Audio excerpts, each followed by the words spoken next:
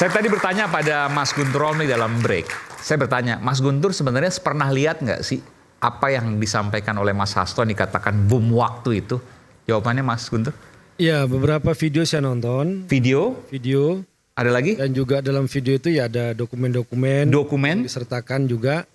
Dan juga bukti-bukti yang lain lah. Video itu maksudnya Ya. pengakuan atau CCTV atau apa? Ya nanti kita tonton. Kan belum dirilis ya kan, itu kan belum dirilis. Yang jelas juga. lebih dari 5 kasus. Dan itu kaitan ke korupsi dan penyalahgunaan kalau saya wewenang. bisa menjawab, itu ada puluhan video. Dan Puluhan video, banyak, oke. Ya persoalan yang diulas di situ. Skandal korupsi pejabat baik yang masih menjabat ataupun yang sudah mantan. Penyalahgunaan kewenangan, penggunaan hukum, dan sebagainya untuk menyerang lawan politik. Termasuk saya tanya terkait dengan Pak Jokowi dan keluarga? Ya ada di situ tentu saja, pasti di situ ada. Dan juga masalah misalnya selama ini perdebatan soal permintaan 3 periode dan perpanjangan masa jabatan. Di situ juga ada yang akan disampaikan dan juga bukti-buktinya. Termasuk juga masalah pelemahan KPK, itu juga akan ada yang dibahas di situ dan beserta bukti-buktinya. Tapi nanti kita tunggu rilisnya saja. Dan ya kalau ini muncul ya saya tidak mau mengatakan ini berlebihan. Tapi kalau saya menonton beberapa video itu ya bisa menggemparkan ya. Menunggu apa sih? Ya. Kenapa nggak dikirimkan? Ya semua sekarang? tergantung kepada Sekjen PDI Perjuangan. Apa yang beliau putuskan, kapan dirilis ya kita tunggu aja. Dan saya juga barangnya juga bukan di saya. Saya hanya Saya mendengar 3 yang disimpan Mas Hasto, Mas Andi Wijayanto, dan Mbak Koni. Ya, yang tahu itu ya. Yang tahu. Tapi Dan tiga-tiga diserang menurut Anda itu ya? ya. Oke. Ya. Tadi saya mau komentar yang kasus Harun Masiku dan Hasto Kristianto. Jadi kita tidak bisa menghakimi seseorang itu bersalah hanya berdasarkan kepercayaan. Oh ini percaya, oke Ya. tadi. Tapi berdasarkan apa bukti yang Anda punya untuk menilai seseorang. Karena kalau kita bicara soal bukti yang ada di publik, seperti saya sampaikan tadi, putusan pengadilan terhadap Wahyu Setiawan, Agustiani, Saiful Bahri, itu kan putusan pengadilan yang sudah kita bisa baca di umum. Dan itu sudah punya kekuatan hukum yang tetap. Jadi dasarnya untuk melihat kasus hukum, kita kembali ke situ.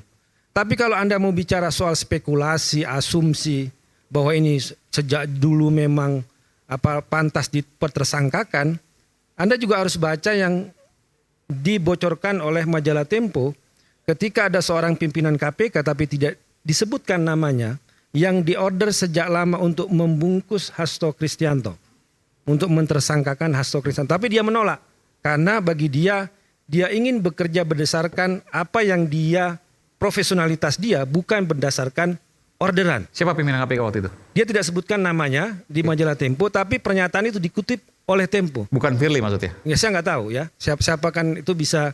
Tapi saya kira Tempo juga tidak akan membocorkan sumber informasi itu. Ingin saya katakan bahwa kalau kita melihat pernyataan itu memang sejak awal Hasto Kristianto itu ditarget. Dikaitkan dengan kasus Harun Masiku, tapi tidak ada bukti-bukti yang menguatkan sehingga dia tidak bisa ditersangkakan. Di mana bukti-buktinya? Ya putusan pengadilan, lihat aja. Kalau memang ada bukti-bukti yang lain, harusnya itu muncul dan bunyi di pengadilan. Dan itu kan nggak ada. Selama ini kan masalah asumsi-asumsi.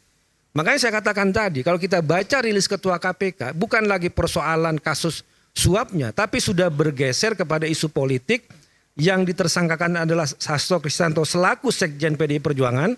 Kemudian di situ di soal masalah penempatan caleg, penempatan soal masalah PAW, ya, yang itu adalah masalah internal partai, kok malah dijadikan sebagai bukti penyuapan. Tadi itu yang saya kuat. Diminta untuk membungkus Hasto Kristianto, artinya lebih kekuasaan loh itu. Ya, ada pihak luar, dia sebutkan itu. Ada pihak luar dari KPK untuk cepat membungkus Hasto Kristianto. Itu ya yang baik. Kalau kita baca. Saya ke Bung Andi dulu sebelum saya ke Bang Rocky. Tadi disebutkan bahwa banyak bukti, ini kaitan ke skandal ya, skandal pejabat.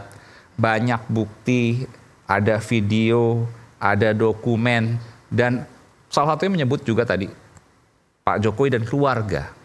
3 periode dan lain sebagainya. Dan mungkin ada yang lain. Ada komentar soal itu? Ya, terima kasih Bang Iman. Kalau saya lihat ini, pertanyaan saya tadi sama dengan Bang Ade. Kenapa enggak dari tahun yang lalu atau 2 tahun yang lalu dibuka itu. Ya, satu itu. Kedua, kenapa barang bukti itu dibawa ke Rusia? Ada apa dibawa ke Rusia? Buat apa dibawa ke sana gitu loh? Kalau mau ya langsung aja bukaan aja gitu loh. Kalau misalnya Jokowi terlibat ya langsung aja kasih apa saja itunya, buktinya. Saya rasa juga adalah petinggi-petinggi PDIP di sana mungkin di-delete di situ. Di laporan-laporan tersebut. Terjerat juga. Ya pasti ada yang terjerat lah. Ini ibaratnya kan buruk muka cermin dibelah. Sudah pasti itu. Cuma di-delete mungkin. Ya kan? Anda nggak tahu dokumen itu jangan bilang pasti. Ini kan asumsi saya. Jangan bilang pasti kalau gitu. Pakai. Jadi gini, Mas. Pertanyaan saya itu, kalau Ibu Koni, ya dulu kan Bu Koni itu kan dari Nasdem. Dia masuk ke PDIP kan baru. Bu Koni bukan orang PDI Perjuangan. Itu saya perlu tegaskan. Bukan Dia nggak masuk ya, kader tapi dia PDI mengakui dia PDIP lah. Love PDIP. Dia gitu. simpatisan, ya Ya. dia suka kepada Ibu Megawati, iya. Tapi dia bukan kader PDI Perjuangan. Oke, terima kasih informasinya. Jadi yang pertanyaan saya kenapa? Oke. Kenapa gitu loh? Kenapa nggak dari dulu gitu? Iya, kenapa dari dulu Oke, dan baik. kenapa dibawa ke Rusia gitu loh? Oke. Ya kita kan tahu, Ya. sayang Bu Koni nggak hadir sini. Yang bisa menjawab semuanya mungkin nggak ada bukan kita semua kecuali satu orang, Bung Rocky Gerung, silakan. Pertanyaannya kenapa? Yang kedua, kenapa dibawa ke Rusia? Kenapa nggak dari dulu dibuka? Bung Aiman, Kenapa saya mau komentar dibawa ke Rusia? sedikit. Bu Koni itu baru tahu sekarang. Dia baru tahu sekarang. Dia bukan dari dulu udah tahu ini. Iya. Yang membawa, yang bilang udah tahu itu adalah Pak Hasto. Betul. Iya, ya. Ya, Pak Hasto membawa ke Bu Koni di Rusia dengan alasan nih ya, yang disampaikan Bu Koni adalah bahwa karena mereka takut kalau ini dibukanya di Jakarta, nanti ada campur tangan KPK lagi. Karena dalam kasus ketika Pak Hasto pertama kali dipanggil ke KPK, ingat yang asistennya itu digerebek itu loh, bukan digerebek diambil HP-nya. Kusnadi namanya. Dalam Kusnadi ya. Karena itu dia bilang supaya jangan sampai itu terjadi, maka diselamatkan di Rusia. Tapi pertanyaan saya sama. Kenapa nggak dari dulu itu kan? Kenapa nggak dibuka di sini? Kenapa nggak dibuka di sini sekarang? Ade. Ya. Dan Bang dari, Ade, ini dari sayangnya Bu Koni sebelumnya. nggak ada ya. Pertanyaan saya begini, Bung Koni, Profesor Koni ini adalah anggota Valdai Apa itu? Discussion Club. Valdai Discussion Club Oh iya, di Rusia. di Rusia. Ya, dia kan memberikan input kepada pemerintah Rusia. Yang saya takutkan ini ada rahasia negara yang mungkin juga dia simpan di sana. Bisa saja lo terjadi. Bocor ke Rusia nanti. Bisa bocor ke Rusia. Dan itu bahaya. Bahaya kan?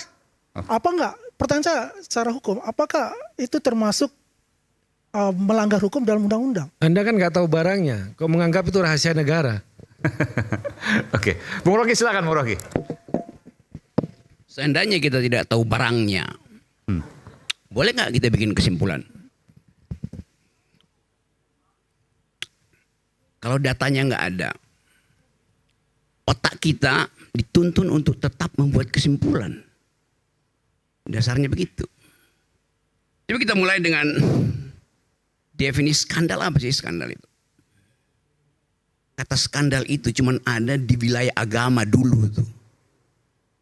Mempermainkan agama, memutar-mutar ayat itu skandal dulu.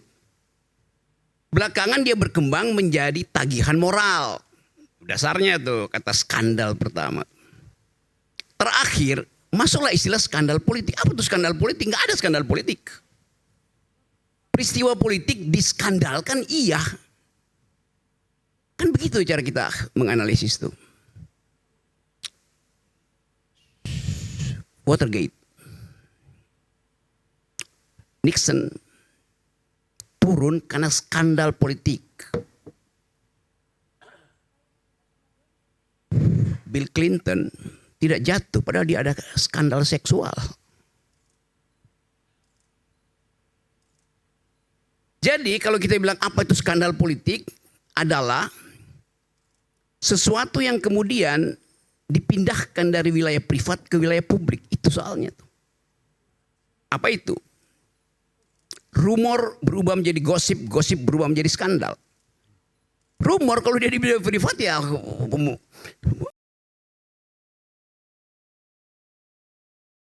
Saya mau terangin itu karena itu Jangan itu yang mesti menggunakan kata terangin. itu. Mohon maaf Bung Rocky, saya harus Loh, potong. berarti saya mesti edit bahasa ilmu pengetahuan itu. Bisa digunakan bahasa lain mungkin yang lebih Apa bahasa lain dari persetubuhan? Iya. Minta tolong untuk jangan. Kita sesaat lagi, kita akan kembali saat lagi. Tetap bersama kami di Rakyat Bersuara.